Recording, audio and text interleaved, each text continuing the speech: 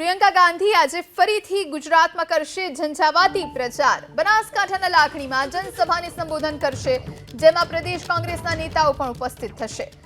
બનાસકાંઠામાં મહિલા ઉમેદવારો વચ્ચે ખરાખરીનો ચૂંટણી જંગ જામ્યો છે। પ્રિયંકા ગાંધીએ આ પહેલા ધરમપુરમાં પણ સભા યોજી હતી।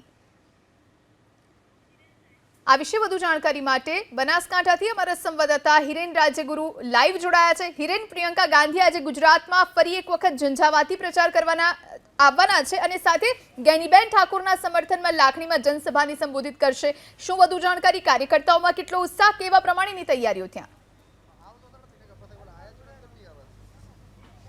બિલકુલ, જો તૈયારીની વાત કરીએ તો તૈયારીને હવે આખરી ઓપ આપવામાં આવી રહ્યો છે। મારા સહયોગી પિયુષ લેવાને કહીશ કે આપને દ્રશ્યો બતાવશે। જે કોંગ્રેસના નેતાઓ છે એ પણ અહીંયા જોવા મળી રહ્યા છે। 11 વાગે તેઓ અહીંયા સભા સ્થળે આવે તે પ્રમાણેની માહિતી હાલ મળી રહી છે। આ ઉપરાંત સૌથી મહત્વપૂર્ણ બાબત એ છે કે ગેનીબેન ઠાકોર જે અહીંના ઉમેદવાર છે તેમના સમર્થનમાં, તેમના પ્રચારમાં આવી રહ્યા છે, પરંતુ સાથે સાથે ઉત્તર ગુજરાતની જે બેઠકો છે, એટલે કે બાજુની બેઠક પાટણ, એની આગળની બેઠક મહેસાણા અને સાબરકાંઠા, આ તમામ માટે આ જે સભા છે એ મહત્વપૂર્ણ રહેશે। સિદ્ધાર્થસિંહ આપણી સાથે જોડાયા છે। સિદ્ધાર્થસિંહ, કઈ રીતે જુઓ છો આજની પ્રિયંકા ગાંધીની આ સભા, ખાસ બનાસકાંઠા અને ઉત્તર ગુજરાત માટે કેટલી અસરકારક રહેશે? બનાસકાંઠાની અંદર બનાસના બેન ગેનીબેન જ્યારે આ ચૂંટણી લડી રહ્યા છે ત્યારે એક મહિલા ઉમેદવારને બનાસકાંઠાની અંદર ટિકિટ આપવામાં આવી છે। ઠાકોર સમાજના એક ગરીબ દીકરીને ટિકિટ આપવામાં આવી છે। બનાસકાંઠા લોકસભાનો જો ઇતિહાસ છે એની અંદર ક્યારે પણ ઠાકોર સમાજના ઉમેદવારને ટિકિટ આપવામાં નથી આવી, ત્યારે આ વખતે ખૂબ જ સારો માહોલ છે। પ્રિયંકાજી આવી રહ્યા છે, આજે ઉત્સાહ છે સમગ્ર જનતાની અંદર, છત્રીસે સમાજની અંદર એક મોટો ઉત્સાહ છે, જેના કારણે લાગે છે કે પોઝિટિવ ઇમ્પેક્ટ પડવાનો છે અને મોટી લીડથી બેન જીતવાના છે। અચ્છા, અન્ય લોકો પણ અહીંયા છે કોંગ્રેસના સમર્થનમાં, એમની સાથે પણ વાત કરીએ। કાકા, આપને શું લાગે છે પ્રિયંકા ગાંધીના આજના પ્રવાસથી બનાસકાંઠા બેઠક, પાટણ બેઠક અને ઉત્તર ગુજરાતની અન્ય 2 બેઠક ઉપર કેવી અસર દેખાશે? આપણા ઉત્તર ગુજરાતની 2-3 જે બનાસકાંઠા છે, પાટણ છે, સાબરકાંઠા છે, આ બેઠકો 100% કોંગ્રેસના ઉમેદવારો જીતવાના છે।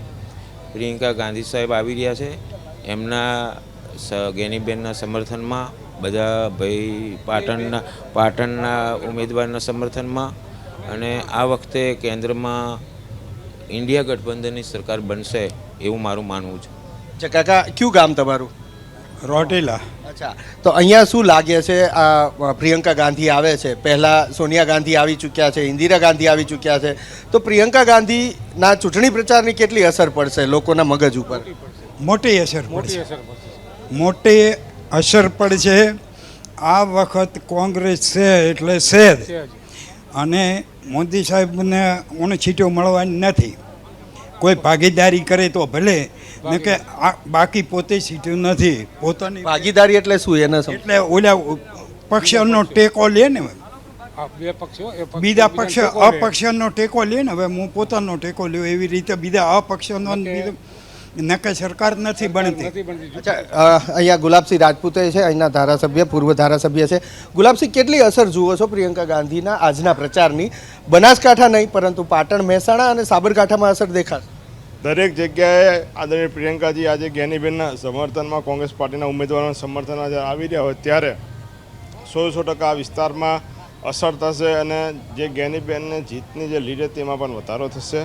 આ વિસ્તારમાં એમના પરિવારનું, ઇન્દિરાજી અથવા રાજીવજી, જ્યારે પણ આ વિસ્તારમાં જ્યારે સંકટ આવ્યા હતા, ત્યારે દુષ્કાળ પડ્યા હતા કે એના સિવાય હર હંમેશા એમના માટે આ વિસ્તાર માટે લાગણી રહી છે। રાજીવજી તો આ વિસ્તારના ગામડે ગામડે ખુલ્લી જીપ લઈને એમને સોનિયાજી ફર્યા છે। કેટલા આજે પણ જે ગામમાં જે ક્યાંક પૂછે કે અમારા ગામમાં આવ્યા હતા, તળાવ ઉપર આવ્યા હતા, ત્યારે દુકાળ પડે ત્યારે ગાયોને અને ઢોરો માટે શેરડીની વ્યવસ્થા, આજે માણસોને ખાવા નથી હોતી ત્યારે ઢોરો માટે કરીને પણ એ જ્યારે આટલું હરિત ક્રાંતિ નથી ત્યારે પણ વ્યવસ્થા એમના દ્વારા કરવામાં છે। લાગણીશીલ છે લોકો એમના માટે કરીને, અને 100% પ્રભાવ પડશે। તો તમામ લોકો કહી રહ્યા છે કે પ્રિયંકા ગાંધીની આ સભાથી, એટલે કે પ્રચારથી ઘણી જ અસર પડશે, ન માત્ર બનાસકાંઠા પરંતુ બાજુની બેઠક પાટણ, મહેસાણા અને સાબરકાંઠા સુધી પણ આ અસર લોકો જોઈ રહ્યા છે। જી, આભાર હિરેન, આપ જોડાઈને તમામ જાણકારી આપી તે માટે।